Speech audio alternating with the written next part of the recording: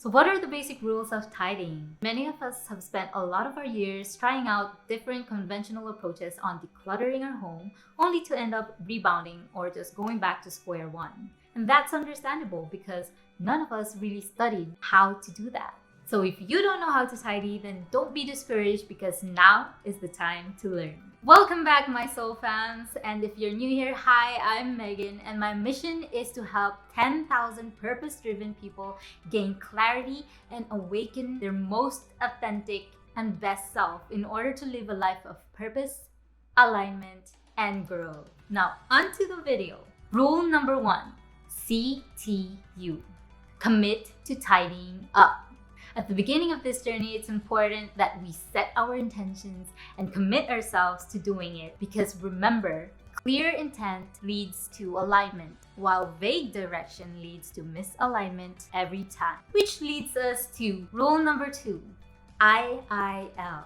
Imagine your ideal lifestyle. When you imagine, you clarify why you're tidying up. And there are different ways of going about this just depending on your preference. You can write it down, sketch it, or you can have cutouts from magazines, just as long as you're clear on your vision. Rule number 3, FDF. Finish discarding first. This is not the point of this video, but it is a very crucial step. Before anything else, we must learn how to identify which items we're going to keep and which items we're going to let go of. Marie Kondo explains this on her book, The Life-Changing Magic of Tidying Up. And hey, if you're getting value from this video so far, consider giving me a thumbs up, share it to people who might benefit from this, subscribe, and click that notification bell so that you'll get notified whenever I post new content. Now back to the video. Rule number 4, TBC. Tidy by category and not by location. The one reason so many of us have never succeeded in tidying is because we have too much stuff. This is caused by our ignorance of how much we actually own.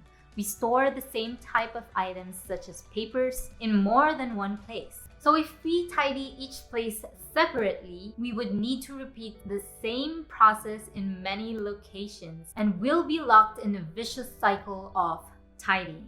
That is why Marie Kondo highly recommends tidying by category.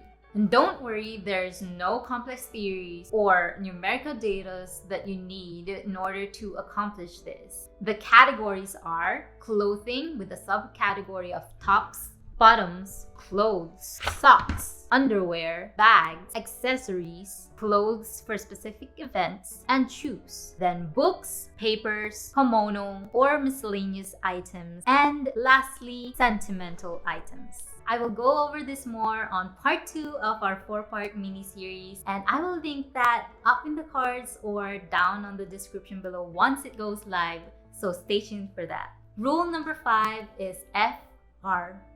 Follow the right order. This is a very important rule because if we start discarding from the very last category, which is the hardest, then we might end up just giving up early. So that is why Marie Kondo is recommending that we start with clothing first and then sentimental items last. Last but not the least, SJ. Ask yourself if it sparks joy. This is our most important criterion. Most people will tell you, just take out the items that you haven't used for a year. Or, if you can't decide, then pack those items away on a box and look at those items again after 6 months. But focusing solely on throwing items will only bring us unhappiness. Why? Because we should be choosing what we want to keep and not what we want to get rid of.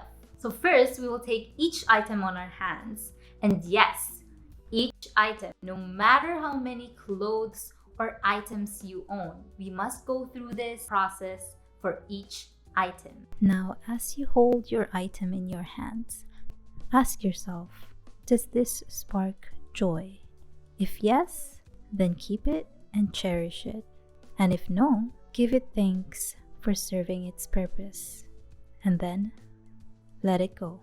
And know that joy is a personal criteria. Only you know what makes you happy. But you must be honest with yourself. Because sometimes we can talk ourselves into keeping something that doesn't spark joy anymore or is just convenient. So we must be honest with ourselves. Keep only those things that speak to your heart then take the plunge and discard all the rest. By doing this, you can reset and dramatically transform your life. Now it's time for our Better You Challenge. This is a segment where I'll be giving you clear and actionable steps that you can take right now in order to start your process. So first, play music. I want you to close your eyes and imagine your ideal lifestyle. Make it as vivid as possible. What does the beginning and end of your day look like? Are you energized? Does looking around make you feel happy? What style do you want to have? And really embody and feel as if you are living that lifestyle.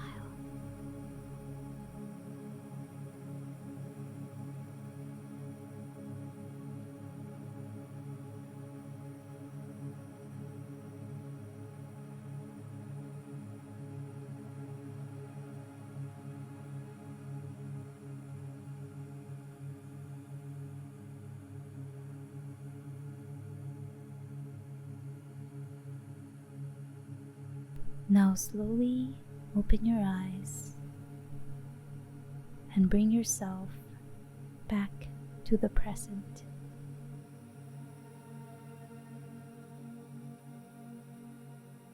While the experience is still fresh, I want you to write or sketch it down on a piece of paper,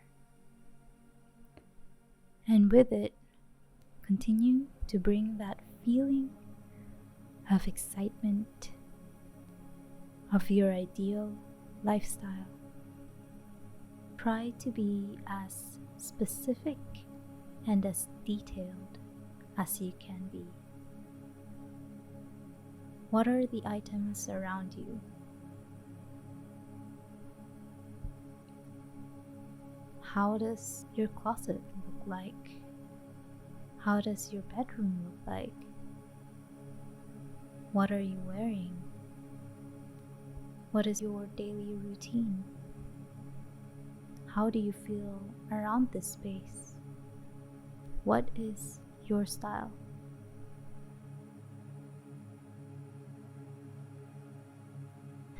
Time's up. Now let's move to our next segment.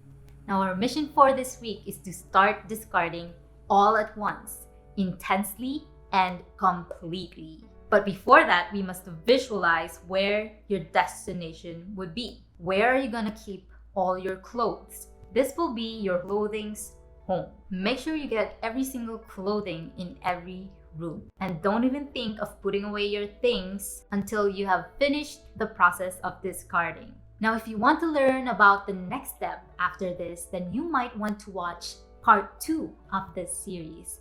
This is part 1 of our 4-part series focused on decluttering for clarity. And I will link that up in the cards, down in the description, and at the end of this video. And so, I'll see you there.